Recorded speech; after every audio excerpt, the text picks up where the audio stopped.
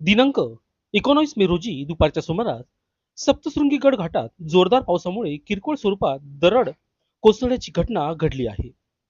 दरड कोसळून दगडगोटे पुण्याहून आलेल्या भाविकांच्या सुझुकी कंपनीच्या XL6MH14 2933 या कारवर पडल्याने गाडीचे मोठे प्रमाणात नुकसान झाले आहे. गाडीची काच, साइड मिरर यासह इतर भागांचे नुकसान झाले आहे.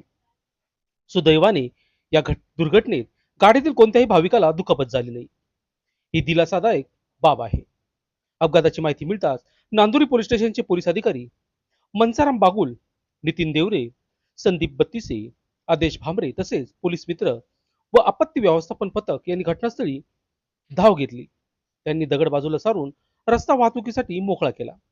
घाटात याआधी अशा प्रकारच्या घटना घडल्या असून यासाठी घाटात मोठ्या जाळ्यांची बसवणी करण्यात आली आहे. मात्र जाळ्यांचा आकार मोठा असूनही दरड कोसळण्याच्या घटना घडत असल्याने संबंधित विभागाने त्वरित उपाययोजना करावी अशी मागणी वाहन चालकाकडून होत आहे. या भागात दरवर्षी मोठ्या प्रमाणात पाऊस होत असतो. त्यामुळे अशा दुर्घटना रोखण्यासाठी ठोस उपाययोजना गरजेच्या आहेत असे मत स्थानिकांनी व्यक्त केले आहे. दरम्यान या घटनेत कारचे मोठे आर्थिक नुकसान झाले आहे. लोकशाही न्यूज साठी धनेश्वर जाधव, कळवण.